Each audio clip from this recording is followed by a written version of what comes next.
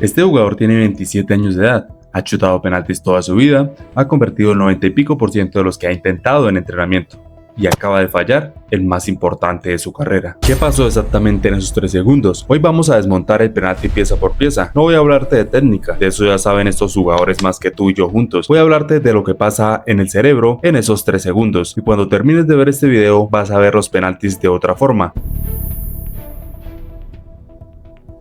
Primero, un número que te va a sorprender. En entrenamiento los jugadores marcan un 90% de los penaltis que tiran, pero en un partido normal esta cifra baja al 85% y en una tanda decisiva esta tasa promedia el 73 al 76%. Estamos hablando que un jugador en entrenamiento mete 9 de 10 y en la tanda de una final meten 7 de cada 10. Esa diferencia no es técnica, eso es el cerebro en una guerra consigo mismo. Y hay otro número todavía más brutal. Los investigadores analizaron miles de partidos en los mundiales y Eurocopas y encontraron esto: el 57% tasa de conversión de jugadores que chutan dentro de los primeros 200 milisegundos tras el silbato del árbitro. Quieren acabar cuanto antes. Y por otro lado está un 80% de la tasa de conversión de jugadores que esperan al menos un segundo completo antes de arrancar la carrera. 23 puntos de diferencia por esperar un segundo. Eso no es casualidad, eso es neurociencia. Pero ¿qué está pasando exactamente en ese segundo? Para entenderlo tenemos que meternos dentro del cerebro del jugador y lo que vamos a encontrar ahí es una guerra.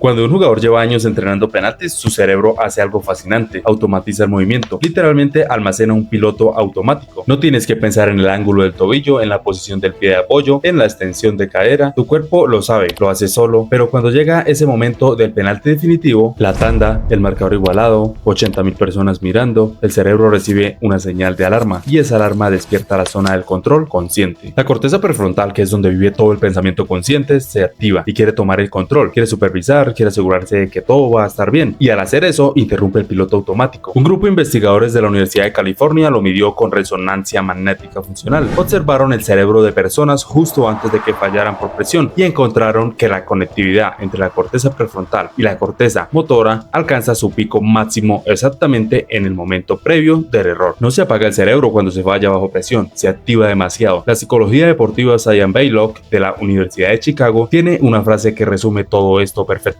Dice que las habilidades de alto nivel se deterioran bajo presión, no por la preocupación en sí misma, sino la atención en el control que esa preocupación genera. O sea, el problema no es estar nervioso, el problema es qué haces con ese nerviosismo, cómo lo manejas. Y ahora que entendemos el mecanismo, vamos a hablar de las señales, porque hay formas de ver antes del disparo si un jugador ya perdió esa batalla psicológica.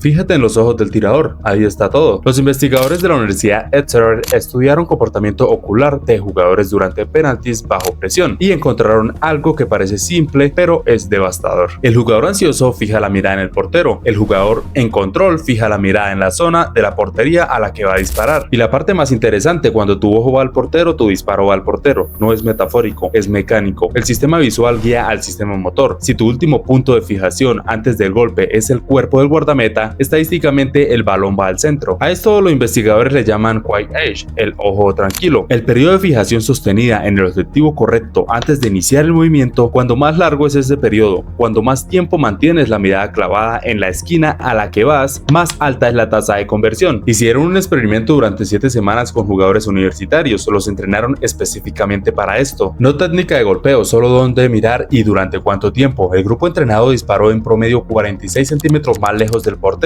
que el grupo control, sin cambiar nada más. Y ahora el segundo elemento visual que predice el fallo: las caderas. En un lanzador comprometido con su decisión desde los últimos 2 pasos de la carrera, las caderas apuntan ligeramente hacia donde va el balón. En un lanzador que está reconsiderando a último segundo, que tiene miedo, que vio al portero moverse y cambió de idea, las caderas están neutrales o incluso apuntan en dirección contraria. Y a 50 milisegundos del impacto ya no puedes corregir eso, el balón sale mal. Y alguien sabe exactamente todo esto, y es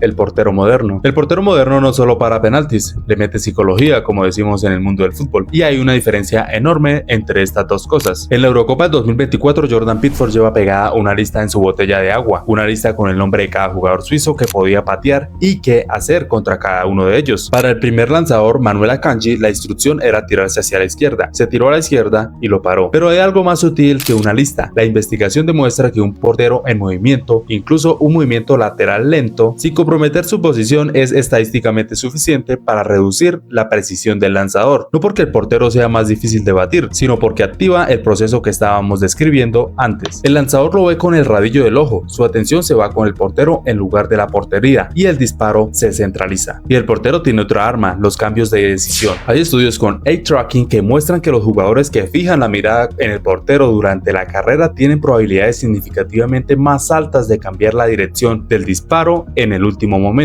Ese cambio de último momento ejecutado a menos de 100 milisegundos del impacto es casi catastrófico. El pie va hacia un lado, pero el tobillo apunta hacia otro. El balón sale con efecto no intencionado, sin fuerza o directo al cuerpo del portero, el clásico penalti del pánico. Y tiene mucho sentido desde la estadística pura. Los porteros que se quedan completamente quietos hasta el disparo paran el 33% de los penaltis. Los que se mueven apenas mejoran un poco esa cifra técnicamente, pero destruyen psicológicamente al lanzador que no está preparado. 23.3 porcentaje de penaltis que para un portero que permanece completamente quieto. Moverse no mejora mucho la parada técnica, pero sí destruye la atención del lanzador. Hasta ahora hemos hablado del cerebro, de los ojos, de las caderas, del portero, pero hay algo que empieza antes que el árbitro señale el punto de penal, algo que ya estaba ocurriendo desde minutos antes. Cuando el árbitro señala el punto de penalti en la tanda definitiva, el cuerpo de ese jugador está procesando una tormenta hormonal. La amígdala, el detector de amenazas del cerebro, manda la señal. Se dispara el cortisol, se dispara la adrenalina, el sistema nervioso simpático entra en modo supervivencia, el corazón se acelera, la presión arterial sube y los músculos se tensan. Y esto es lo que hace el cuerpo para sobrevivir a una amenaza física. Es exactamente lo contrario de lo que no necesitas para ejecutar un movimiento de precisión milimétrica. Los investigadores midieron la variedad de frecuencia cardíaca de jugadores de fútbol antes y después de situaciones de estrés cognitivo. El indicador de control del sistema nervioso parasimpático, básicamente es tu capacidad de calmarte, cae entre un 15 y 25%, y esa caída se correlaciona directamente con una pérdida de precisión a la hora del disparo. Y hay un detalle que nadie habla, pero los datos lo muestran clarísimo: el silbato del árbitro. El silbato actúa como un detonador de urgencia, el cerebro lo interpreta como "hey, ya es hora", y los jugadores que reaccionan a ese detonador disparando en los primeros 200 milisegundos convierten el 57% de los penaltis. Pero lo reconocen, los que asimilan, respiran, esperan un segundo completo antes de arrancar, convierten por encima del 80%. Un segundo, escuchen bien, un segundo, eso es lo que vale ese segundo de cara a los resultados reales. Entonces, ¿qué diferencia entre los que convierten y los que no convierten? No es talento, no es técnica, es que los mejores han aprendido a hacer tres cosas específicas que desactivan ese proceso de interferencia que estuvimos viendo anteriormente. Clave 1. El ritual. Los mejores lanzadores tienen una secuencia invariable antes de cada penalti, siempre el mismo número de pasos hacia atrás, siempre en el mismo orden, siempre la misma respiración. No es superstición, es neurociencia aplicada. Esa rutina actúa como un interruptor que le dice a tu cerebro: hey, modo automático ya, apaga el monitoreo consciente, conecta el piloto automático. Y lo más importante, cuando el estadio explota de ruido, cuando el portero se mueve, cuando el peso de la situación aplasta, tienes el ritual como un ancla, te metes en él y en el mundo exterior desaparece por 3 segundos. Clave número 2, la decisión antes de pararse. Los mejores lanzadores deciden dónde van a chutar antes de colocar el balón, antes, no durante la carrera, no en el último momento mirando al portero. Ya está decidido mucho antes de que pase eso. Una vez está decidido, hay una regla que los psicólogos del deporte llaman como la regla del no cambio. Si el portero se mueve hacia donde ibas a disparar, no cambies. La estadística dice que los porteros que se mueven hacia el lado correcto antes del impacto lo hacen por azar o por análisis de datos, más no por leer tu movimiento en tiempo real. El cambio de último segundo casi siempre produce un disparo peor que el original. Y la última clave, el ojo al destino, no al portero. Ya lo hablamos antes, pero vale la pena repetirlo porque es la más entrenable de las tres. Los equipos de élite están implementando algo que se llama QA Training. No es entrenamiento técnico, es entrenamiento visual. 7 semanas aprendiendo a mantener la mirada fija en la zona correcta durante la carrera de aproximación. Solo eso, y el resultado es un salto de 16 puntos porcentuales en conversión bajo presión. Y la parte más interesante, los jugadores que hicieron ese entrenamiento no solo mejoraron el golpeo, mejoraron su sensación de control sobre el resultado, sintieron menos incertidumbre. Esa sensación de control es lo que interrumpe el ciclo de ansiedad que activa el monitoreo consciente. Y luego está Alemania, el caso que resume todo. Alemania nunca ha perdido una tanda de penaltis en una Copa del Mundo, nunca. Eso no es suerte, es que desde hace décadas tratan a la tanda de penaltis como una habilidad entrenable, no como una lotería. Tienen protocolos, tienen psicólogos, tienen simulaciones de presión real. La selección inglesa tardó 40 años en entenderlo. Lo que viene en los próximos años va a definir completamente cómo se prepara el penalti. Varios equipos ya están usando neurofeedback, te ponen un casco con sensores de EEG y te enseñan literalmente a controlar tus propias ondas cerebrales. Cuando estás en estado mental correcto para ejecutar un movimiento preciso, el cerebro genera más actividad en frecuencias alfa. El sistema te da una señal en tiempo real y aprendes a reproducir ese estado voluntariamente. Y el resto del mundo está aprendiendo. La selección italiana que ganó el Mundial del 2006 lo usó. Hoy clubes de primera línea tienen protocolos de neurofeedback integrados en su preparación mental rutinaria. Un estudio de 2024 con 41 jugadores de nivel nacional demostró que se pueden hacer en grupos de hasta 13 personas simultáneamente con dispositivos portátiles. Ya no es tecnología de laboratorio, es tecnología de campo. Y luego está la realidad virtual. Imagina entrenar penaltis con un estadio virtual con 80.000 personas, ruido a 120 decibelios, portero con inteligencia artificial que imita comportamientos como el de Alisson o el de Courtois,